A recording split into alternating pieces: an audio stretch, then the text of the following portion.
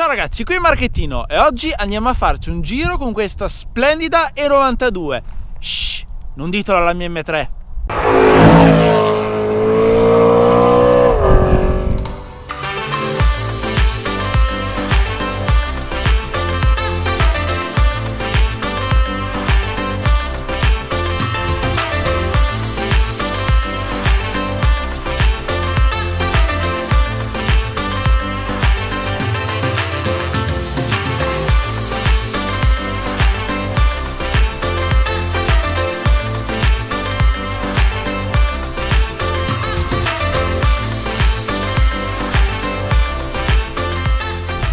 Questa macchina non ha bisogno di presentazione, devo dire che nell'ultimo periodo di contenuti di M392 sul mio canale ne avete visti.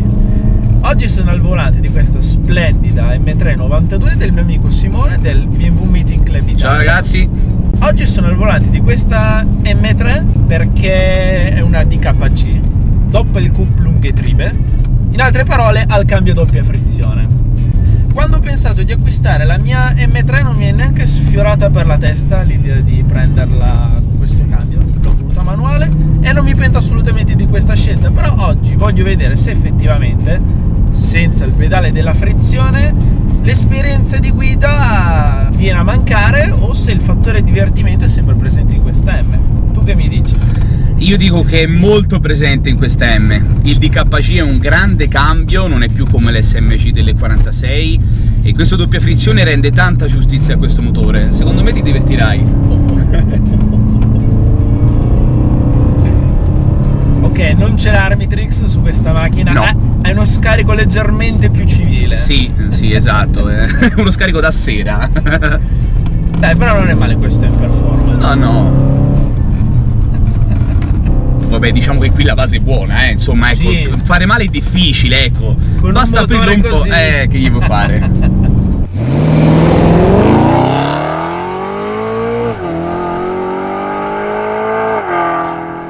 È interessante pensare che l'M392 è la prima BMW che monta un cambio doppia frizione. Esattamente, nel 2007, quando è uscita l'E92, è stata la prima a montare un cambio doppia frizione che poi è il DKC, che tutt'oggi è l'unico cambio doppia frizione che viene montato su modelli M ed è l'unico di tutta la casa BMW. L'E92 è stata la prima a montare questo cambio, direi con un grande successo a suo tempo. Sì, anche perché era una cosa abbastanza innovativa, basti pensare che Ferrari introdusse il doppia frizione nel 2008 con la California. Bravo, esatto, praticissimo esempio.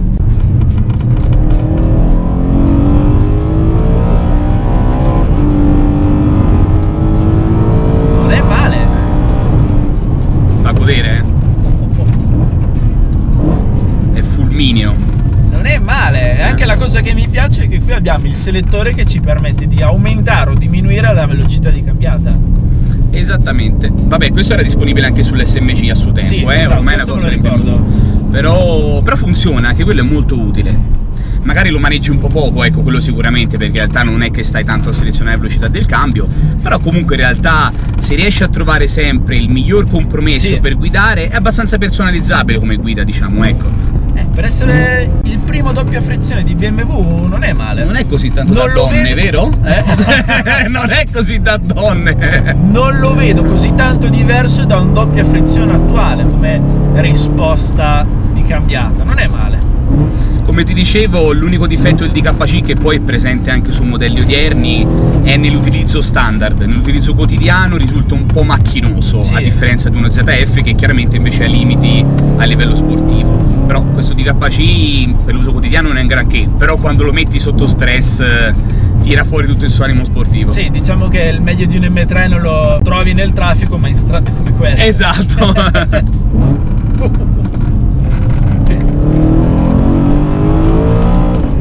Un'altra cosa molto interessante che sto provando su questa M3 sono le sospensioni adattive, perché la mia non ha questo optional. Le DC secondo me sono molto utili. Io nel mio caso, se avessi avuto le sospensioni normali, sarei dovuto ricorrere a un assetto... Io ce l'ho originale. Dipende sempre dall'utilizzo che ne fai, perché quando la spingi al limite, lo sai, poi ti rendi conto che a livello di impianto frenante, a livello di assetto ha delle mancanze. Le DC le colma sinceramente queste mancanze, perché in comfort rimane molto piacevole, anche perché pur avendo questi sedili molto sportivi assetto e di qualità di comfort è giusta, buona. Sì, esatto, non è male. Però quando la metti in Sport Plus senti che la macchina si piazza, soprattutto è bella dietro. piantata a terra, considerando che è una trazione posteriore con 420 cavalli. Esatto, cioè pensi che magari dando gas dietro si apre totalmente, invece l'EDC in Sport Plus la piazza molto, la rende piuttosto ferma. Esatto, come hai detto te, un altro difetto dell'M392 sono i freni. Perché per il peso che ha sono sottodimensionati. Assolutamente. E poi come si parlava, in realtà sono sottodimensionati quasi in tutte le M. Sì. Giusto chi monta chiaramente carboceramici, allora quello è un upgrade intelligente da fare. Però ogni M ha i freni sottodimensionati, soprattutto per l'utilizzo che se ne fa in pista. E tu cosa hai montato su questa? Io ho montato un impianto di 2 racing completo, con dischi da 380 mm e una pinza 8 pompanti, e ti dirò che è stato l'upgrade migliore che abbia mai fatto.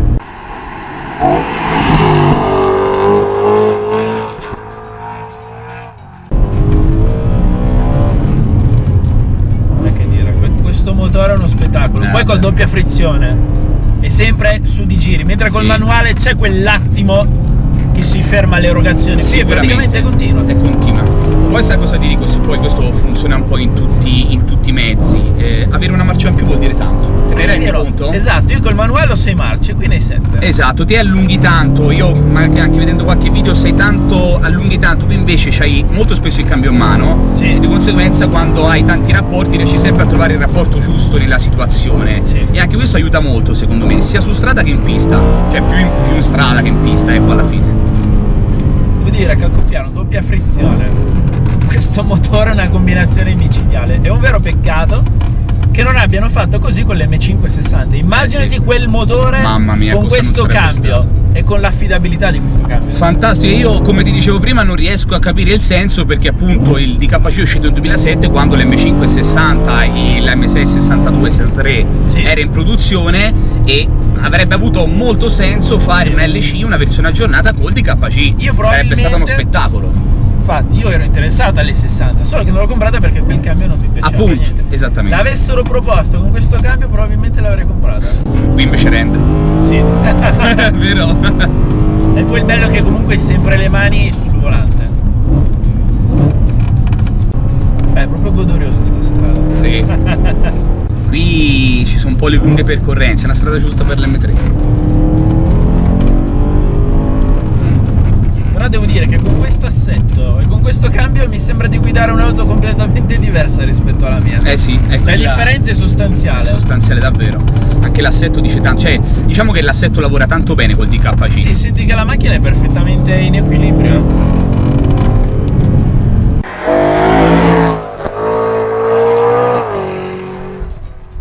Talmente in equilibrio che, come ti dicevo, addirittura quando le guidi nelle piste a lunghe percorrenze come in Nürburgring non levi neanche i controlli, perché la macchina, avendo poca coppia, ti permette di divertirti senza... La sfrutti meglio. Sì. È meno brusca e nervosa. Esatto. Però che macchina. Come si fa a non amarla questa macchina? Dai. Guarda, allora, secondo me questa macchina, cioè l'M392 in generale, ha un unico difetto, che poi in realtà la porta ad altre piccole cose, ovvero il peso. Sì, è pesante. E non te lo dico tanto perché lo riscontro in questa, ma perché ho avuto la grandissima fortuna di provare un M3 GTS. Cacchio. Che l'M3 bastardo! L'ho provata! E ho goduto come una... A parte questo video 200 kg più leggera, questo video lo guardano anche i bambini? Mettiamo il bip. Mettiamo il bip? Anche i miei genitori lo guardano. No, perché i bambini, se guardate i video di lui, insomma, siamo un po' la frutta. Comunque, ti dicevo, me ne accorgo perché la GTS, come dicevi, è 200 kg meno, oltre che chiaramente essere più rigida perché è roll bar, eccetera, eccetera, la cubatura maggiore, 4004 invece 4000, quindi per un insieme di cose, ma più che altro è quei 200 kg meno che ti dico si sente in un modo assurdo. È la perfezione di questa, non tanto per le varie dinamiche, ma per il peso. È come se guidi questa con 3 passeggeri. Sì, esattamente.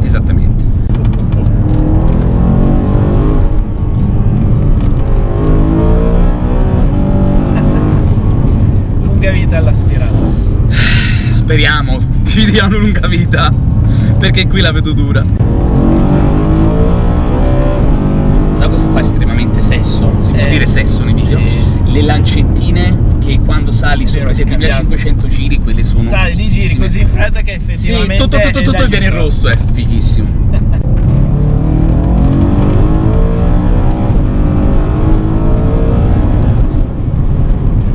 Poi rispetto alla mia un'altra differenza che noto sono i sedili, perché questa c'ha gli performance che onestamente non li avevo mai visti dal vivo. Sono anche tanto belli, Sì. Fanno anche la sua scena estetica, però fanno tanto anche il livello di guida. Esatto, a livello di guida sportiva la differenza la senti, perché i sedili originali sono più come una poltroncina, sono molto imbottiti. Sì. Hanno anche un buon supporto laterale, ma questi si vede che sono proprio adatti per una vera guida sportiva.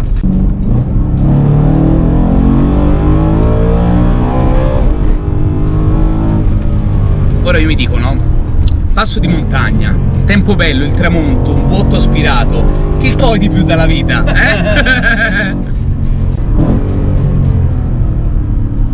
Il camion là che blocca la strada. Perfetto, ci voleva, vabbè, dai, era ovvio. Hai reso tutto così romantico. Davvero, il camion.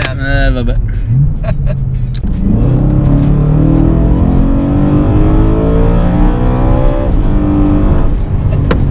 Ecco il momento romantico che dicevi prima. Sì, che romanticoni che siamo, ragazzi. Guarda, mi duole ammetterlo, ma Sentiamo, te lo voglio sentir dire in diretta davanti a tutti, sentiamo. io, purista del manuale, devo dire che le 92 col DKG è tanta roba. Oh, a posto, io sono già contento, si può chiudere tutto, baracca e burattini, si va tutti a casa. È una bomba. Questa dinamica di guida, questo motore pazzesco, unito a questo cambio. No, temperatura esterna a 3 gradi, ma tranquillo, non scoppia niente. Stavo elogiando il cambio, pensate, ecco adesso. Vai, spia motore, esplode tutto. È complesso, è pazzesca. Mamma mia. È un grande abbinamento, secondo me. Apprezzo ancora di più questa macchina e le sue prestazioni, perché con questo cambio ti permette di andare ancora più forte.